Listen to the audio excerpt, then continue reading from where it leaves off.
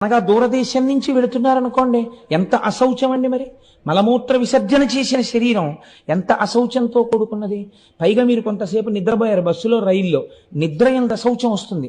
ఎందుకంటే కొన్ని శరీరంలోంచి విసర్జింపబడవలసినవి బయటికి వస్తాయి. నిద్రపోతే పుసులు కడతాయి కళ్ళు.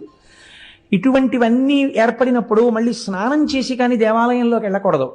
మీరు ఇన్ని అశౌచాలు దగ్గర పెట్టుకుని కాటేజీలో పెట్లు పారేసి ఈ మట్టి చేతులతో, ఈ మట్టి కాళ్లతో వీలైతే ఇంకోసారి శ్రీశైలం కొండ మీద ఒక కప్పు టీ తాగకపోతే ఉండలేనని తాగేసి కాళ్ళు కడుక్కోకుండా శ్రీశైలం గుడి దగ్గరికి వెళ్ళి ధూళి దర్శనానికి వచ్చామండి అని లోపలికి వెళ్ళి ఈ మట్టి కాళ్లతో మోకాళ్ళ మీద కూర్చుని మట్టి చేతులతో శివలింగాన్ని ముట్టుకుని చెమట పట్టేసిన మొహంతో శివలింగం మీద తల తాటిస్తే పొంగిపోతట ఆయన.